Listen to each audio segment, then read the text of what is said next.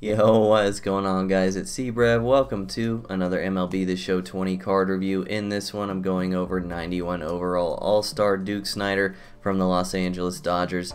You could obtain this card through the first inning program, which is no longer active, or you can buy him on the marketplace. He's currently selling for around 45,000 stubs.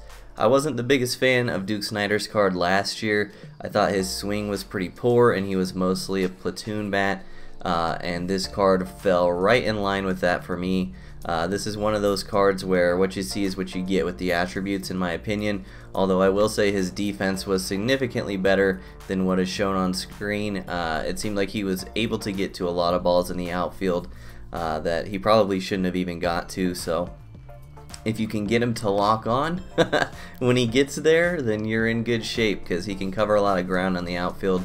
I played him mostly in left field because I do have Mantle on my main account right now, so that's where he has been playing. This is a card that's kind of in a weird spot because the meta really needs a card like this.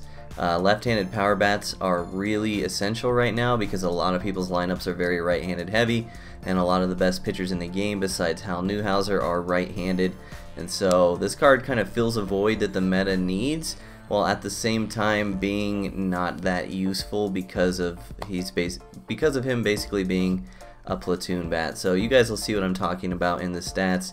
If you can get in the right situation and set this guy up for success, he's gonna be pretty good, meaning if you can get him to face a right-handed pitcher most of the time.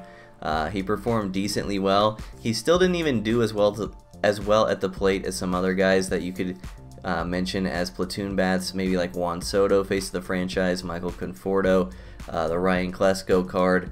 I think he probably performed a little worse against righties than he should have given his attributes, but the at-bats he did have against righties, he was still producing a little bit. So let me show you the stats that I got with him. I did have him on my main squad through my top 50 run because I'm trying to prestige him. I'm just trying to do as many prestiges as I can, honestly. 328 batting average, 1100 OPS. Not the greatest, not the worst for me. Granted, this was a lot on Legend.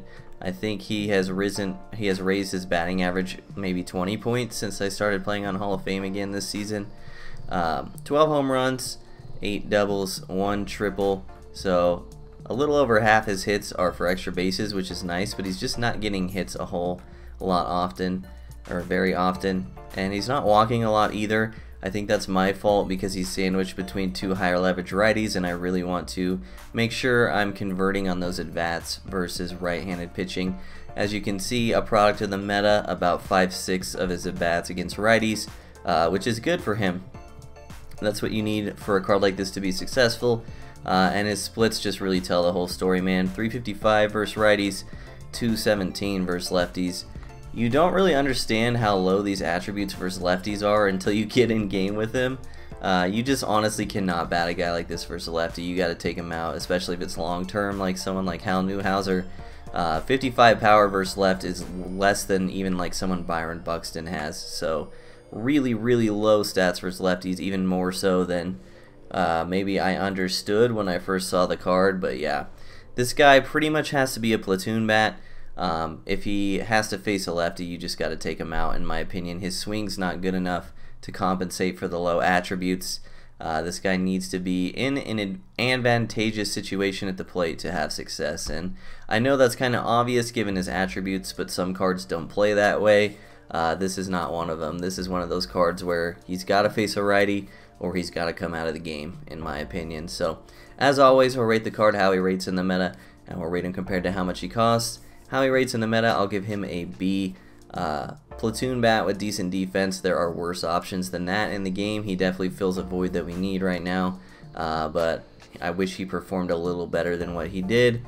And for the price, I'll give him a C+, because there's a lot of outfielders right now. Outfield is a super deep position, and 45K for a card like this is kind of honestly a ton of stubs. So hope you guys enjoyed the video. Drop a comment down below if you want to see me review anyone in particular. I appreciate those comments from y'all. Enjoy these clips. I'll see you next time. Peace. And we'll see, man. He's like borderline, isn't he?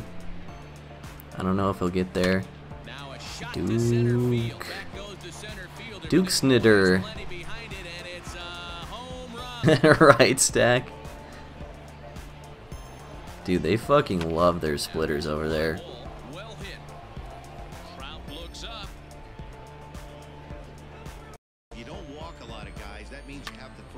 Is that gone? Why is that a no-doubter? Okay. Good job, Duke. Siege progress.